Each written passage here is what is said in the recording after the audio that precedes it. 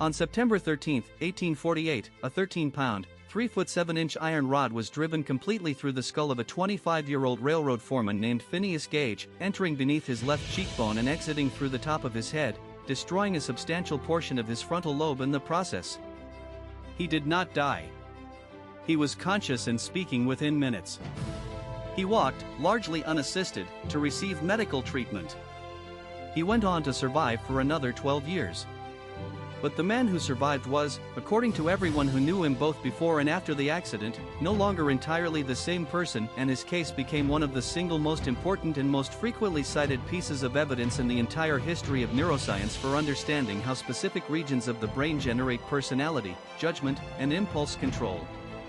The accident occurred while Gage was working as a construction foreman for the Rutland and Burlington Railroad in Cavendish, Vermont, supervising a crew using explosive blasting powder to clear rock for the rail line.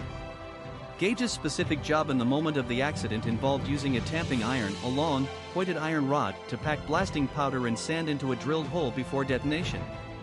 A spark, apparently generated when the rod struck rock during the tamping process, prematurely ignited the blasting powder, propelling the heavy iron rod upward and backward directly through Gage's skull at extraordinary velocity, entering through his left cheek, passing behind his left eye, and exiting through the top of his skull, before landing, covered in blood and brain tissue, a considerable distance away.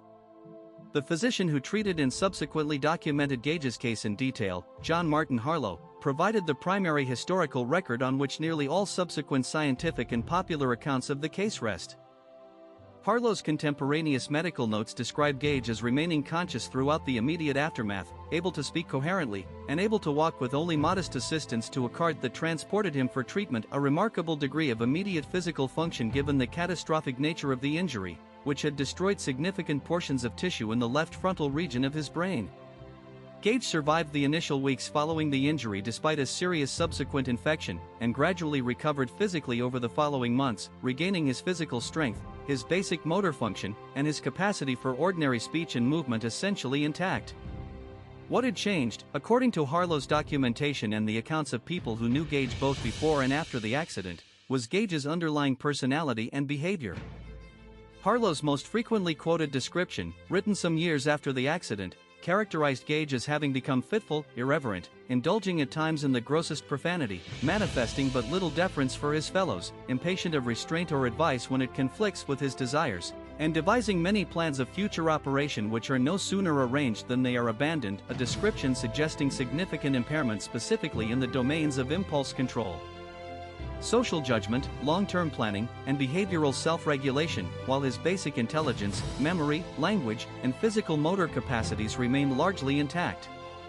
Harlow's account, and subsequent popular retellings drawing on it, characterized this transformation dramatically, summarizing that his friends and acquaintances said he was no longer Gage.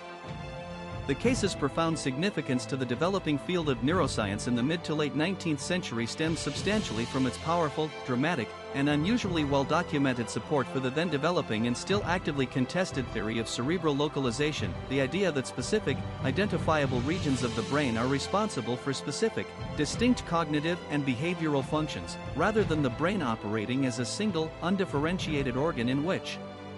all functions are distributed uniformly and interchangeably throughout the entire structure.